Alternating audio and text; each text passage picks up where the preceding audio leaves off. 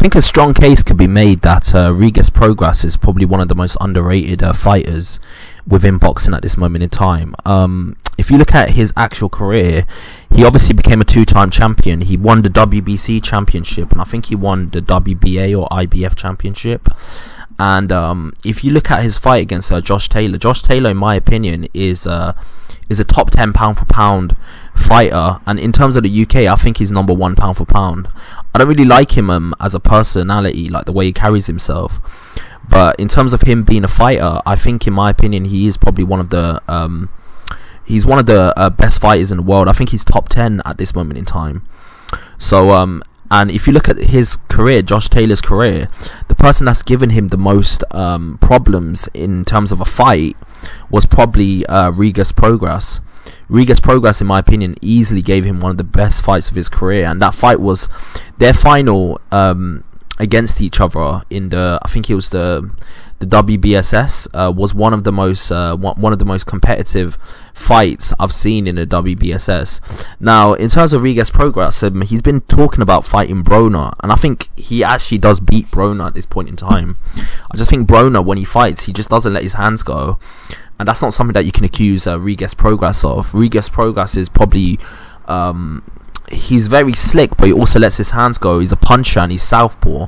I mean, this guy is like a nightmare for anyone to fight, and I think he doesn't get the credit that he deserves. I think his fight against Josh Taylor, I mean, if you look at after the fight, Josh Taylor's eye was completely blown up, and in terms of physically who took the more damage, I think you can make a case that Josh Taylor took more damage in that fight against Prograis, in terms of just looking at their face, than Prograis took from Josh Taylor. And so from that perspective, if that fight happened in the US, if that fight went to Prograis, like the judges scored it for Prograis to win, I don't think you can argue with a decision like that, because it was such a close fight.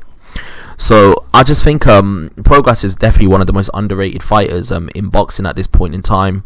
I mean, he's a southpaw, he's slick, he punches hard.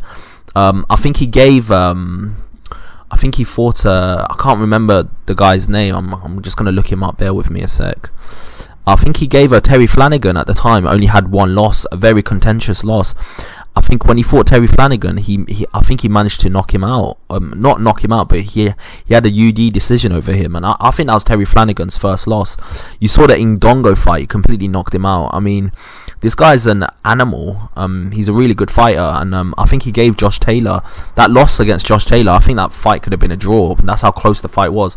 Obviously, someone had to win because it was the final of the WBSS series, the World Boxing Super Series. But I think you can make a case that Regis Prograis did enough to win that fight. Obviously, Josh Taylor won, and I'm not saying Regis Prograis got robbed. I think you can make a case that Josh Taylor won, but that proves what a nip and tuck affair it was. To be fair though, Regis Prograis is going to have a fight against I think Mikey Garcia soon. So I think Mikey Garcia is a legitimate, at his peak before his fight against Errol Spence. A lot of people saw him as a top 5, top 10 pound for pound type fighter. And obviously the loss against Errol Spence, he was outside of his natural weight class in that particular loss. So at 140, he's virtually undefeated. I think this is a true pick and fight between Mikey Garcia and Regis Prograis. I think either one of them could beat each other on any given night. But I think if he can manage to beat Mikey Garcia, then that's a massive scalp on his record, because Mikey Garcia has not really lost to anyone except for Errol Spence, and Errol Spence was outside of his natural weight class. I think Regis Prograis at this point beats Broner. I just think Broner's not as focused as he once was. And I think he's one of the most underrated fighters within the sports. But what do you think about Regis Prograis? Do you think he's underrated? Do you think he's overrated? Do you think he's going to beat Mikey Garcia, or do you think Mikey Garcia is a bit too much for him? And who do you want to see him fight next? Tell me below, and like and subscribe to the channel. I've got a lot more content coming your way. Peace out.